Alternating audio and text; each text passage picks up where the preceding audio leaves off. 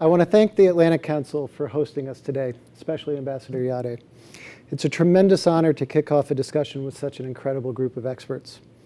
Let me begin by congratulating the African Development Bank on a remarkable report that cogently and convincingly captures the very real and very urgent challenges to realizing a just energy transition in Africa. The region is in many ways the epicenter of the climate crisis. As the report makes clear, ambitious, coordinated action among all of us is essential to avert the catastrophic impacts of a warming climate. But make no mistake, I think it's very clear that the crisis is already here. Last weekend, I traveled with USAID Administrator Samantha Power to Kenya and Somalia, where we witnessed the devastating impact that climate change, coupled with the fallout from Putin's unconscionable war, is having on people throughout the region. 4 failed rainy seasons in the Horn of Africa, with a 5th likely to occur later this summer, is a direct result of a warming climate, and sadly it may become the norm. The human consequences are severe. Nearly 19 million people across the Horn risk starvation in the coming months. In Somalia alone, over 380,000 children under 5 face severe malnutrition. In northern Kenya, we met with mothers whose once thriving herds of livestock had been completely wiped out, and who had to trek miles with malnourished children to receive life-saving supplementary rations. In Somalia, we heard that the crisis is called SIMA, the Great Equalizer. In a normal year, the map of food insecurity looks like an ink blot, with various shades of red to indicate pockets of severity. And this year, the entire map is red. The people of Kenya and Somalia are the least responsible for climate change, but unfortunately, they are the ones that are bearing its brunt.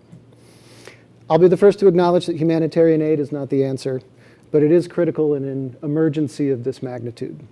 Thanks to the generosity of the U.S. Congress, USAID has committed over $3.5 billion to the World Food Program this year, including over $1.3 billion to address the food security crisis caused by climate change in the Horn. China, on the other hand, has given just $3 million to WFP. And I think this brings up an important but often overlooked point in the climate justice discussion, that the world's major emitters must do more to address the immediate human impacts of a rapidly warming climate. Earlier this year, Administrator Power signed a bold new climate strategy for USAID. The thrust of the strategy is very simple. We will seek to build locally appropriate climate resilience and adaptation strategies while quickly aiming to reduce greenhouse gas emissions. Africa is the least electrified continent in the world, but it has the fastest growing population. It is imperative that people across Africa have the energy necessary to continue to develop economically and provide their people with improved livelihoods and well-being. African nations will chart their own course based on their own resources, needs, and comparative advantages, and USAID will be a committed partner in that effort. But the challenges of reducing emissions, increasing energy production, and providing jobs should not, at least in our opinion, be seen as mutually exclusive. We believe that, in fact, they are mutually reinforcing. Solar, wind, geothermal, and hydropower represent a critical part of the continent's energy future, as well as a growing sector for critically needed jobs. In fact, USAID partners have found that the job creation potential of wind and solar is more than double that of oil, gas, and coal. Our Power Africa initiative is at the forefront of these efforts, supporting a clean energy pathway for African nations through the transformation of electric grids and distributed renewable energy markets.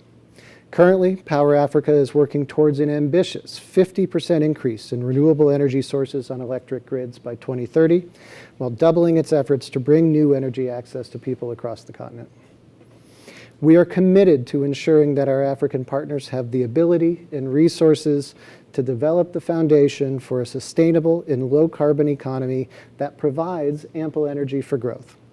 And for those countries that choose to double down on fossil fuel extraction, we will work hard to ensure that the proceeds are used for real development impacts, including investments in reducing energy poverty, as well as expanding economic opportunity and the delivery of critical social services, instead of just lining the pockets of a small number of political elite. It is essential for African countries and communities to adapt and prepare for climate change, as the crisis in the Horn of Africa so starkly demonstrates. But while the challenges are enormous, we see plenty of reasons to be optimistic. Sustained investments in adaptation and mitigation through renewable energy and climate-smart land use practices will help provide a pathway for African countries to develop in innovative ways, building a more just and equitable future for people across the continent. Thank you very much.